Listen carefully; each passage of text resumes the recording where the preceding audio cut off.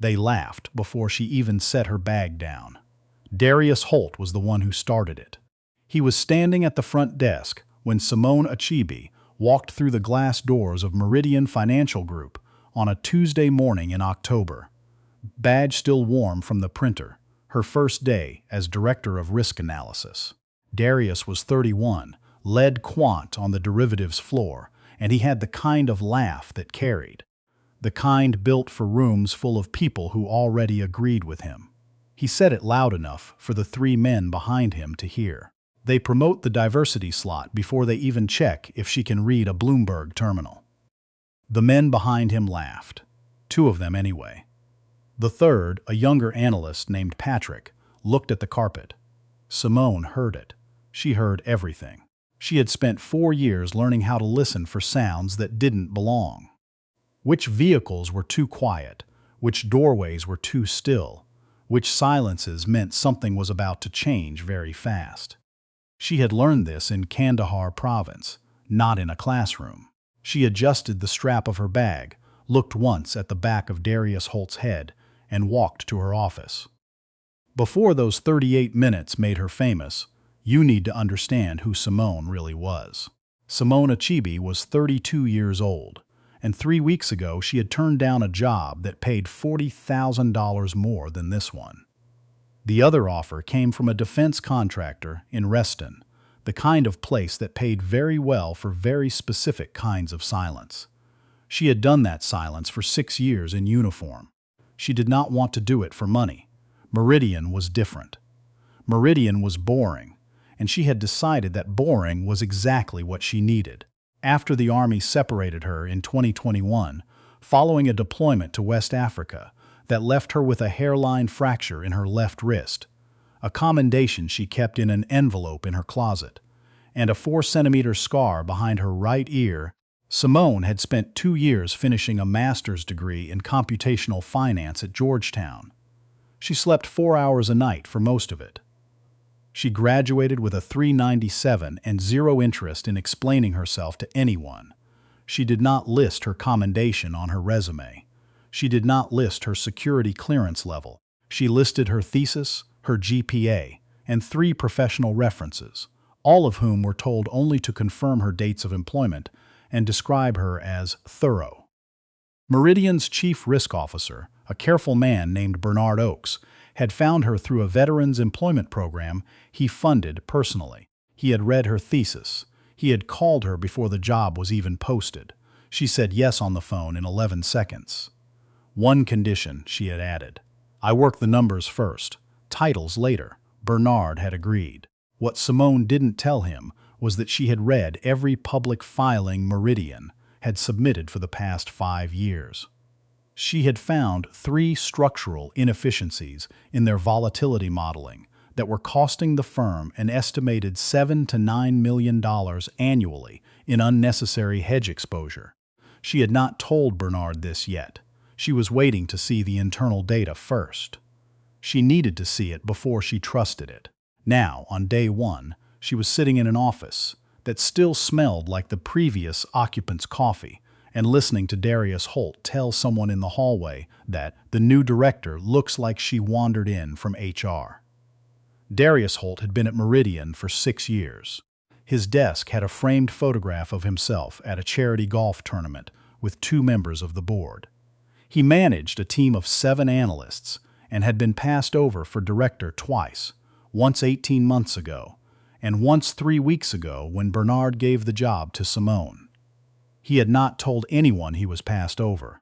He had told everyone the position had been rewritten and that the new hire was a optics play before earnings season. His people believed him because he was the kind of man who delivered information with the confidence of someone who had never once been seriously wrong about anything and whose track record of small, survivable mistakes had never been large enough to correct that impression. Kendall Pruitt was Darius's second, 29, fast with numbers, faster with a slight. He handled rates. He also handled the group chat where most of the floor's informal commentary lived. A thread of 23 people, none of them Simone, where Darius's joke from the lobby had been screenshotted and shared within 4 minutes of her walking in. The third man was Franklin Cross, senior advisor, 44, old money, the kind of man who had been at Meridian long enough that his opinion had calcified into fact. He had been on the investment committee for 11 years. He had voted against Bernard's recommendation to hire Simone and had said, in the committee meeting, that he wasn't sure the firm was ready for that kind of optics experiment. 2 people in that room had written it down. One of them was Bernard. 3 men, 3 very specific kinds of arrogance. One running thread. They had all decided before she arrived that Simone's presence was a statement the firm was making, not a decision it had earned. They would spend the next 3 weeks trying to prove it. They had no idea what they were building toward. Simone pulled out her laptop, opened the internal data portal Bernard had set up, and started reading. At 11:14 a.m., she found the first error. It was buried in the firm's credit exposure model, a correlation assumption that had been wrong for at least 2 years. Not catastrophically wrong, but wrong in a specific compounding way that had inflated the firm's apparent risk-adjusted return by a statistically significant margin. The kind of error that passed internal reviews because everyone was checking the same model against itself. She wrote one line in a private document, Correlation Matrix, Exhibit A. She did not say anything to anyone. She kept reading. Week 1, Wednesday. Simone was in the conference room on the 14th floor running a quiet calibration session with 2 junior analysts, Priya and Marcus, who had been assigned to her team. She was walking them through a revised stress testing framework, something she had drafted on the flight back from a client meeting in Charlotte. Low voice, specific language, no slides. Darius walked in without knocking. He had a guest with him, an external consultant named Whitfield, who was billing the firm at a rate that made Bernard wince. And Darius was doing the tour voice, the one that echoes just slightly more than necessary. This is our community pipeline program, Darius said, gesturing at the room. We try to bring in diverse perspectives at the junior level. Building the bench, you know. Whitfield nodded. He didn't look at Simone. Darius looked at her. Sorry, are we interrupting?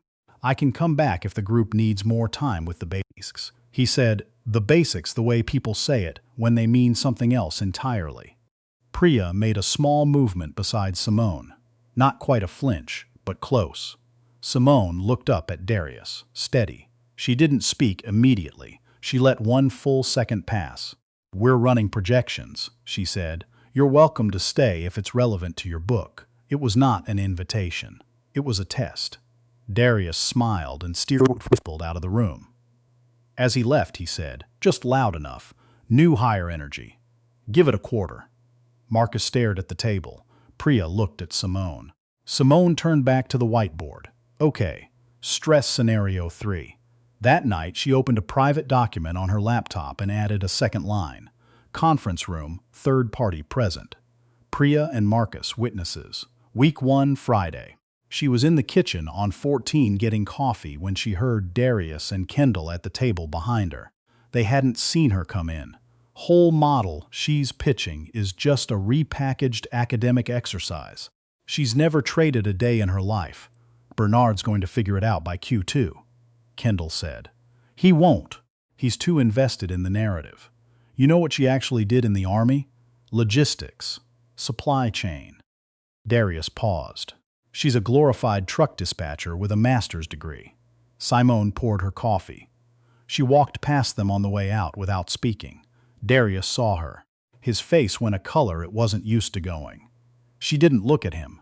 She went back to her office, sat down, put both hands flat on the desk for 15 seconds. Her breathing was exactly what it should have been. She had been in a vehicle that hit a landmine in 2019. She knew the difference between a person who could hurt her and a person who was trying to. These men were trying. She opened her private document and wrote 3 words. He knows I heard. Week 2. The model she had been building quietly since day 3 was nearly complete. It was not a repackaged academic exercise. It was a live recalibration of Meridian's entire credit exposure stack. 7 correlated models, 4 of which had never been stress-tested against the same macroeconomic scenarios simultaneously. She had run them. She had found 2 additional correlation failures, one liquidity gap in the fixed income book that was invisible under current assumptions, and one position in the structured credit portfolio that was carrying false precision in its mark-to-market valuation. Total estimated exposure, somewhere between $11 and $14 million, depending on rate environment. She had not told Bernard yet. She needed 2 more weeks of data to confirm the range. She was not going to bring numbers to Bernard that she couldn't stand behind completely. On Thursday of week 2, Franklin Cross walked past her open office door, stopped, and said, "How are you finding the systems?" A lot to take in for someone coming from outside the industry. Simone looked up. "I'm finding them informative." Franklin tilted his head slightly. "We have a way of doing things here that's developed over time. It works because people understand the history behind it." "There's a learning curve." "I understand," Simone said. "Thank you." Franklin left. Simone picked up her pen, looked at the wall for a moment, then wrote in her document, F. Cross, condescending, deliberate, not impulsive, calculated. He was the most dangerous of the 3 because he was the most patient. That same Thursday, a junior analyst named Tessa Ogilvy stopped at Simone's door at 5:50 p.m. Tessa was 24, first year out of Wharton, and she had been assigned to Darius's team. She stood at the door for a moment before speaking. "I just wanted to say, I read your thesis. The chapter on tail risk correlation under asymmetric information. I've been thinking about it since I saw your name on the org chart." Simone put her pen down. "Come in." Tessa came in, sat in the chair across the desk. She had the look of someone who had been saving a question for a while. "He told the team your hire was political," she said quietly. "I didn't know if I should say anything." Simone looked at her for a moment. "What made you decide to?" "You walked past his comment in the kitchen like it didn't touch you, and then I saw your notes from the stress test session. They were on the shared drive. I wasn't supposed to see them, but I did." Tessa looked at her hands. "I've been on his team for 8 months. He's never once showed us how to build something from scratch. He just tells us to run the existing model." Simone was quiet for a moment. "You still have access to the shared drive?" "Yes, start saving your work in a separate folder. Date stamped. Everything you build yourself, label it with your name." Tessa nodded slowly. "And Tessa," Simone met her eyes, "you did not make a mistake by telling me. You made the opposite of a mistake." After Tessa left, Simone added a 4th line to her private document. Then she called a number she had kept in her phone for 3 years without using it. Jerome Wills picked up on the second ring. Jerome was an employment attorney who specialized in financial sector cases and had served as a JAG officer in the Army for 7 years before going private. They had served at the same post in 2018 and had kept in intermittent contact since. "Jerome," she said, "I need you on standby. Tell me, 3 senior men, a hostile environment, documented pattern from day 1. I'm still building the record. 2 more weeks, maybe 3. Are you safe, professionally?" She paused. "For now, okay. Don't escalate anything internally yet. Let them keep going. And Simone, wear the camera." She had already ordered it. Week 3. Meridian held a quarterly all-hands presentation in the ground floor auditorium every quarter. This quarter's was called Strategic Alignment Day. The entire firm attended. Sponsors were invited. The executive committee sat in the front row. It was the largest internal visibility event of the year, and Darius had been presenting at it for 4 years running. This quarter, Bernard had added a new segment to the program. He called it the Risk Framework Review. He had asked Simone to present her preliminary findings. Darius found out on Monday morning. He spent Monday afternoon in Franklin Cross's office with the door closed. Patrick, who sat near the door, heard fragments, premature, incomplete data, Optics disaster. On Tuesday, Kendall sent an email to 7 people on the quant floor, not to Simone, not to Bernard, describing the upcoming risk framework review as an experiment in alternative methodology, and suggesting that anyone with questions about existing models should raise them during the Q&A. It was phrased as helpfulness. It was a setup. On Wednesday morning, Simone arrived at 6:45, an hour before anyone else on her floor.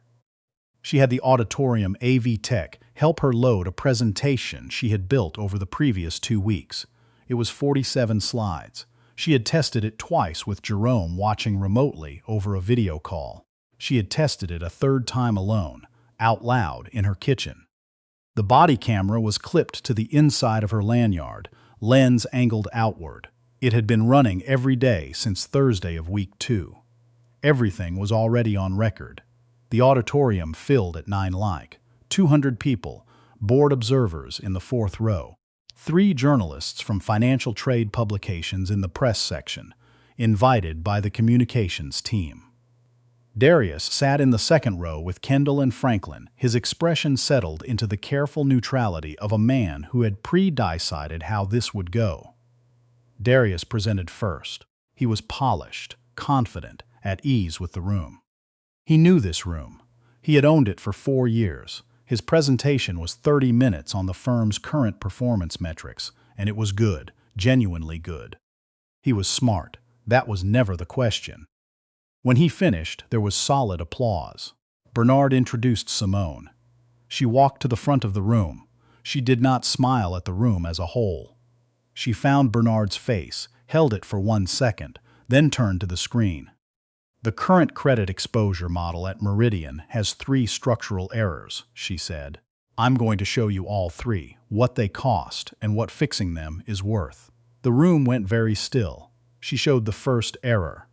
Correlation matrix, dated, sourced, compared against 4 external benchmarks and 2 academic standards. The numbers were unambiguous. In the 2nd row, Darius's jaw moved slightly. She showed the 2nd error. The liquidity gap in the fixed income book. Invisible under existing assumptions, visible immediately under 2 alternative stress scenarios she had built and run against live market data from the past 18 months. Franklin Cross put his pen down. She showed the 3rd error, the false precision in the structured credit position. She had built a side-by-side comparison of the firm's internal valuation against 3 independent mark-to-market assessments. The gap was not a rounding error. Total estimated exposure from these 3 compounding failures, she said, is between $11 and $14 million depending on rate environment. This is recoverable. It is also preventable going forward with a revised framework that I am prepared to present to the risk committee in full detail at their next meeting. She paused. I've been here 3 weeks. She did not say anything else. She clicked off the presentation and sat down. The silence lasted 4 seconds. Then it broke. A board observer in the 4th row started writing. 2 of the journalists were already on their phones. Bernard's expression was the expression of a man who had gambled on something and just watched it come in exactly right. Darius was not applauding. After the session, Bernard walked to Simone's side. He didn't speak immediately. He looked at the screen where her final slide was still showing. Then he said quietly, "How long have you known?" "Day 3, she said. "I needed the full dataset to confirm the range." Bernard nodded slowly. He looked like he was recalculating something. "The committee meeting is in 2 weeks. "I'll be ready," she said. She picked up her laptop and walked to the elevator. Behind her, she could hear Darius's voice somewhere in the crowd, lower than it usually was, a different register entirely. She did not look back. That afternoon, Kendall's email was forwarded to Bernard's assistant by Patrick, who had quietly printed it and held it for a week, waiting to see if it would matter. It mattered now. Bernard called Jerome Wills before end of business. Jerome was already familiar with the situation. The next morning came fast and ugly. At 8:22 a.m., Darius submitted a formal complaint to HR, alleging that Simone's presentation contained unverified claims designed to undermine established team methodology and suggested that her data had been obtained through unauthorized access to proprietary models. It was a lie constructed to sound like a process concern.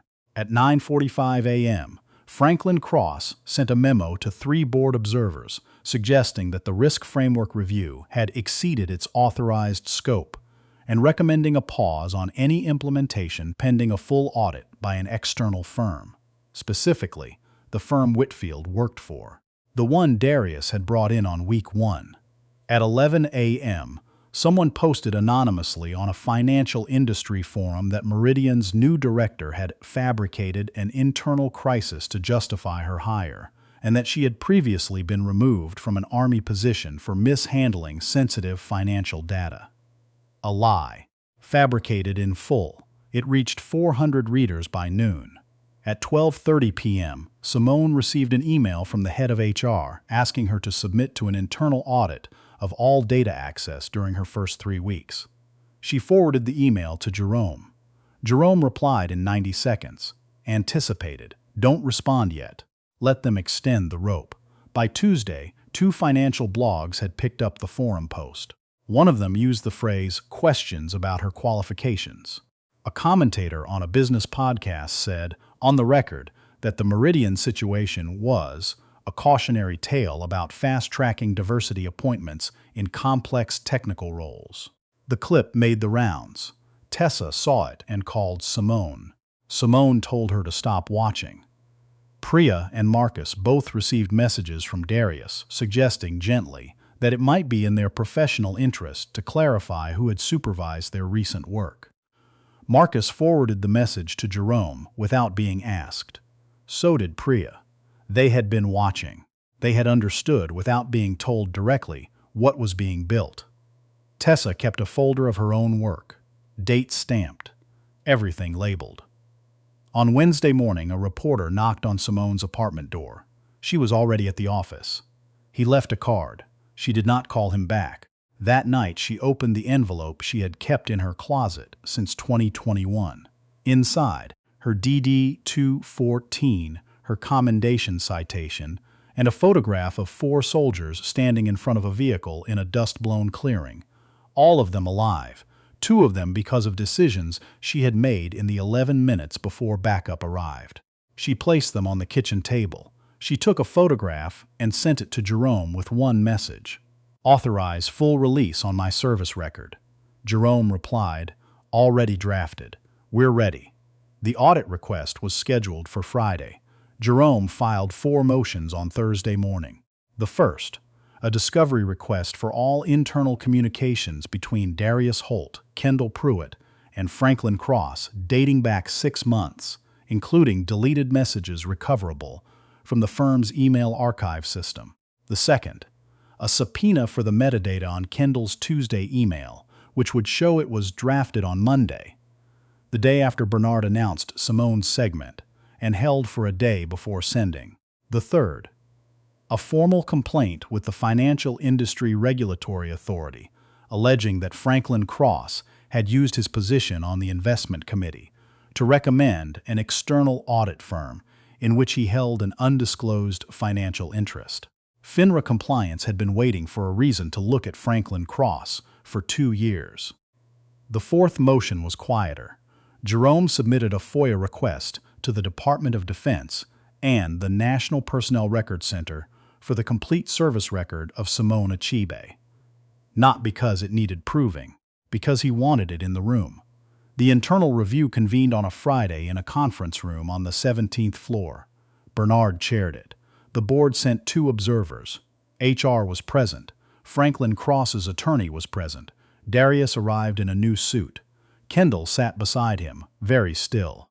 Jerome walked in carrying a gray folder and a tablet. He presented Exhibit A first.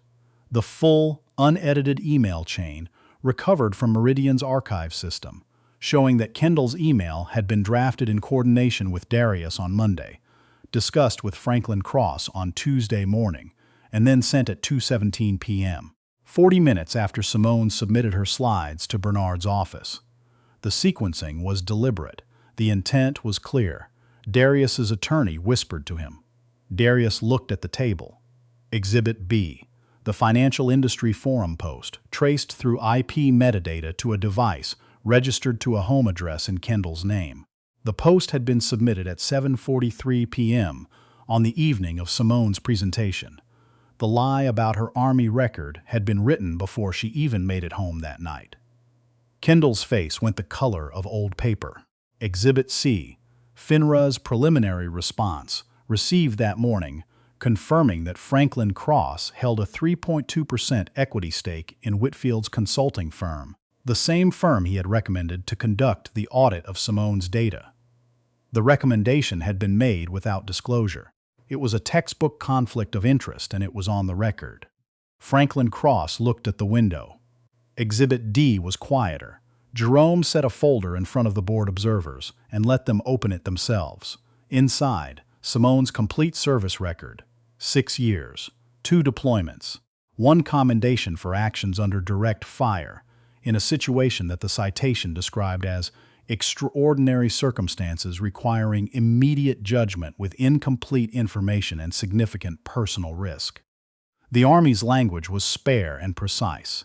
It did not overstate. Jerome read one line from it aloud. For demonstrating sound tactical judgment and leadership under sustained threat, resulting in the preservation of 4 lives and the continuation of mission-critical operations. He did not editorialize. One of the board observers set the folder down. She looked at Darius for a long time. Jerome called his first witness, Patrick Sewin, junior analyst, 3 years at the firm. Patrick walked in and sat down and folded his hands on the table. In the week before the all-hands presentation, Jerome said, "Did you observe, Mr. Holt discuss the upcoming risk framework review?" "Yes." "How would you describe that discussion?" Patrick looked at his hands. Then he looked up. He was trying to organize resistance to it. He asked me to attend and ask disruptive questions during the Q&A. I said I would, and then I didn't. He paused. "And then I gave you the email, because I've been watching what he does to people for 3 years, and I was done watching." Jerome called his second witness. Tessa Ogilvy walked in with a laptop under her arm and a folder in her other hand. She sat down. She was 24 years old, and she looked exactly as nervous as she was, and she did not let it change anything. She presented 8 months of work from Darius Holt's team. Date stamped. Her name on every file. Not one of those files had been submitted to Bernard. Not one had been credited to her in any performance review. Jerome said, "Did Mr. Holt ever indicate to you that this work would be attributed to you?" "He said it would benefit the team," Tessa said. "He said individual credit was not how the floor worked." Jerome called his third witness, a retired Army major named Cora Ellison, who had served as Simone's commanding officer during her second deployment. Cora had flown in from Fort Benning on Thursday. She was 54, gray-streaked hair, and she sat in the chair the way people sit when they have nothing to prove. "I commanded Simone Achebe for 2 years," she said. "She was the finest analytical mind I served beside in 26 years of active duty. She understood risk, real risk, not modeled risk, at a level that I have not encountered in the private sector.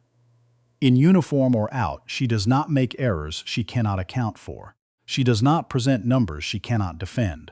And when something was wrong, she said so, regardless of whose authority it challenged.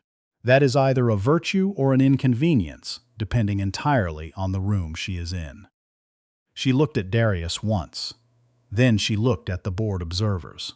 This firm had an $11 to $14 million problem. She found it in 3 weeks. The only question worth asking is why it took this long to bring her in.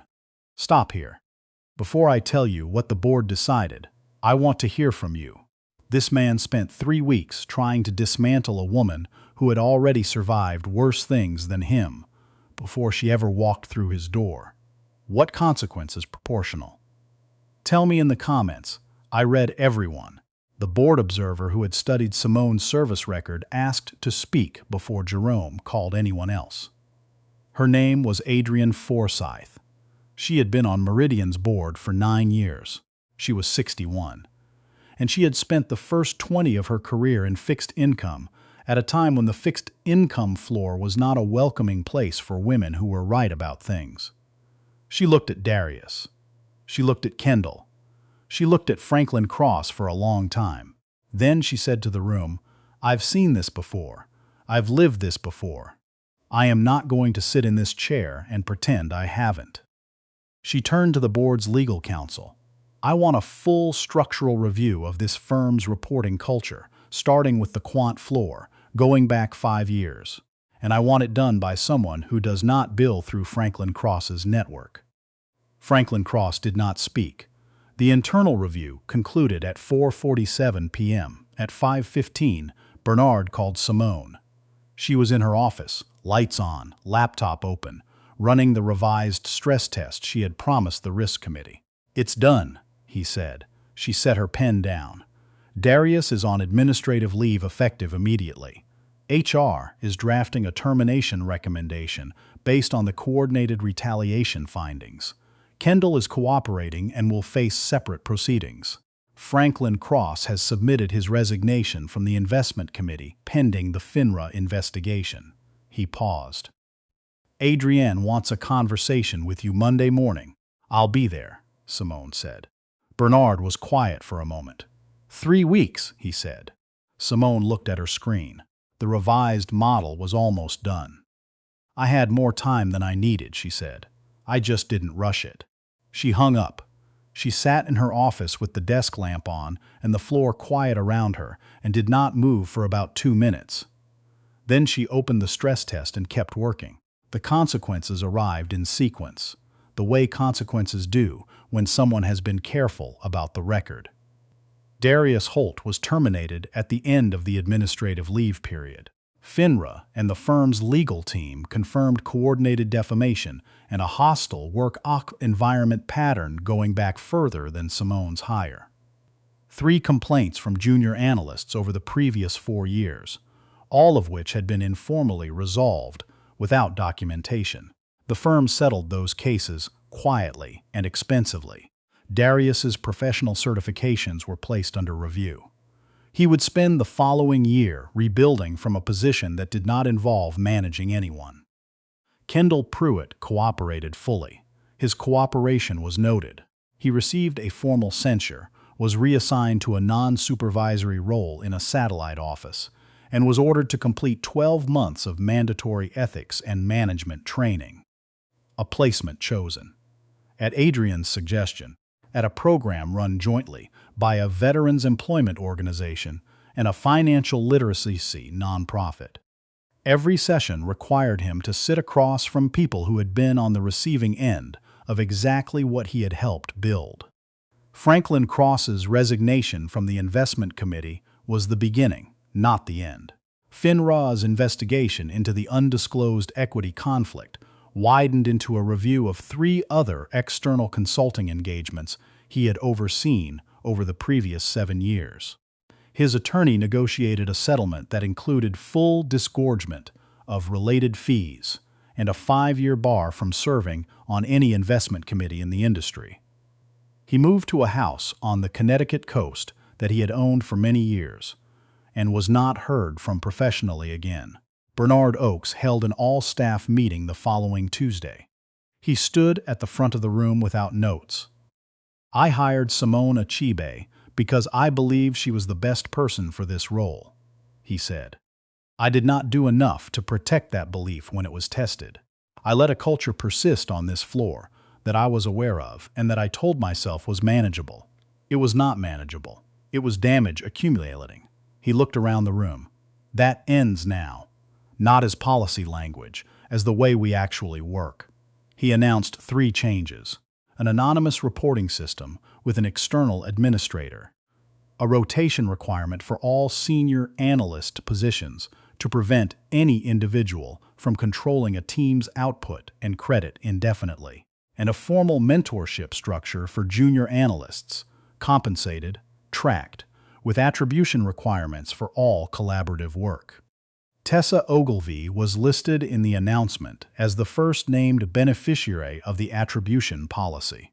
8 months of her work, previously uncredited, was formally logged to her record.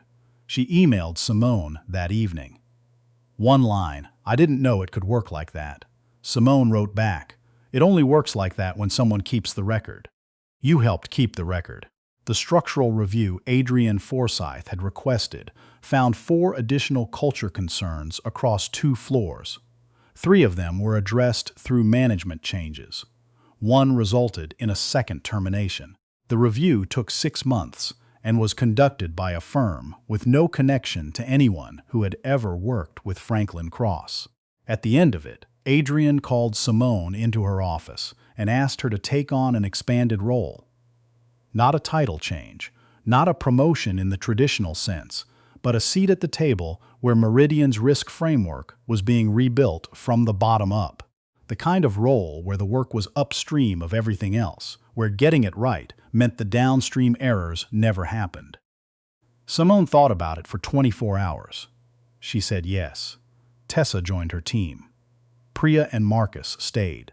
Patrick transferred from Darius's old team and turned out to be quietly excellent at exactly the kind of careful, incremental model building that Simone valued most. The revised credit exposure framework went live in the second quarter. The first stress test under the new model ran without anomaly. The liquidity gap was closed. The false precision in the structured credit position was corrected through a renegotiated valuation agreement with the counterparty, a conversation that Simone led that took 3 weeks and that resulted in terms materially better than anyone had projected. Total cost to the firm of the transition, $400,000 in consulting and systems upgrades. Total estimated recovery over the following 18 months, $11.3 million. Bernard did not hold a press conference about this. Simone had asked him not to. The numbers spoke in quarterly filings, which was where numbers were supposed to speak. 9 months after she had walked through those glass doors, with her badge still warm from the printer, Simone's team occupied the corner of the 14th floor that had previously been Darius's domain. The posters of him that had been on 2 columns in the common area were gone. The columns were bare. Someone had put a whiteboard there instead, and it was covered in equations. On a Wednesday morning in early October, almost exactly a year after her first day, a new analyst started on the team. Her name was Kara, 23, recently separated from the Air Force, still slightly unsure where to look when she walked into a room full of people she didn't know yet. Simone met her at the elevator. She didn't say much on the way up. She walked her to the desk, showed her the data systems, pointed out the kitchen, and said, "The model we're running right now is on your shared drive. Take today to read it, not to critique it, just to understand it." Kara nodded. Then, quieter. "Someone on another floor told me this team is hard to get into." Simone looked at her. "It's not hard to get into," she said. "You just have to be someone who does the work and tells the truth about what the work shows. That's the only filter." Kara nodded again, slower this time. Simone handed her a key card and went back to her desk. In the back of the desk drawer, under a notepad and a spare charger, there were 2 things she kept. A sealed envelope containing the original complaint Jerome had drafted, never filed, because it hadn't needed to be, and a small photograph printed on regular paper, the 4 of them, from the deployment, dust behind them, all alive. She had not put the photograph on the wall. She didn't need it on the wall. She knew what it was for. She knew what she was for. She opened the model, checked the overnight inputs, and started work.